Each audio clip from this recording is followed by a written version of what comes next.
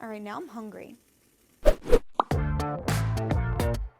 Hey y'all, and welcome back to the AFI DIY Lab. My name is Maddie, and I'm here to bring some fragrance and a pop of color to your life with today's project.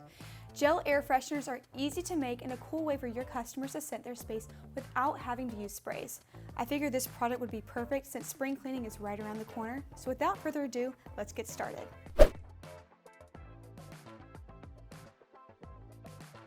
Alright, I'm going to grab my bowl of water, which I already have pre-measured out, and then we'll be adding preservative.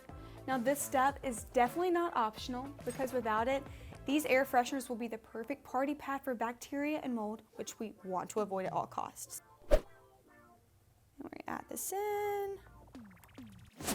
And now for the fun part, I'm going to be adding a few drops of color and stirring this well. 1, 2, 3.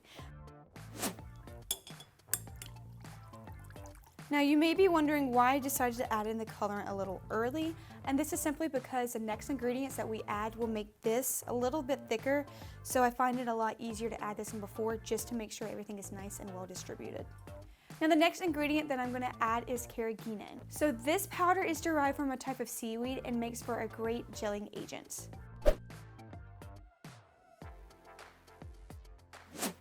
Now do keep in mind that this isn't going to mix completely. As you can kind of see, it's kind of clumping, but it'll mix nice and well together after we put it over our double boiler, which will add heat. And we're going to keep stirring until everything is nice and mixed well together. And remember to be patient, even though patient is a virtue that some of us may not have. All right, while this is heating up, I'm going to set this off to the side, and I'm going to grab a separate beaker, which I already have pre-measured out our PEG 40.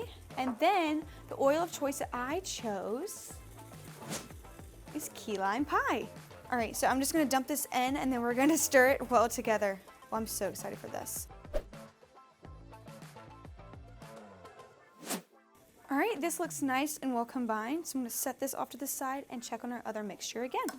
All right, now that this is all melted down and the clumps are gone, we're going to remove our bowl from the heat and let it cool down to about 130 degrees before adding our fragrance mixture. All right, so it says it's at 130. So now what we're going to do is add our fragrance mixture into the bowl and mix well. All right, pour it in.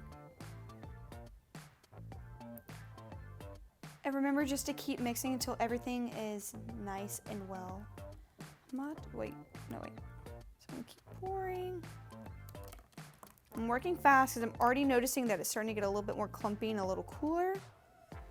So I'm gonna pour this one into this one.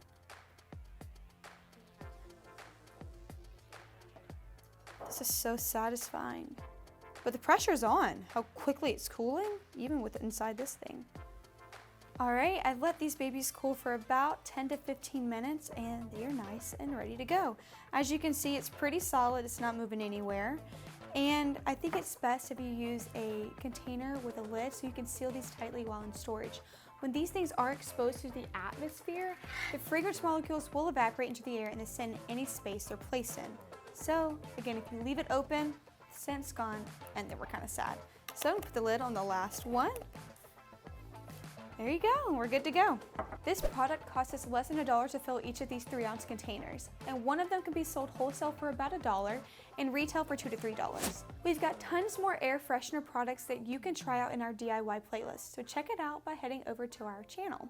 If you made one of these air fresheners, tag us on our socials linked down below so we can see your creations. If you enjoyed this product, give this video a like and comment what you want to see us make next.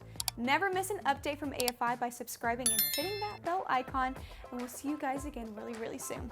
I'm Maddie. Thanks for watching. Bye.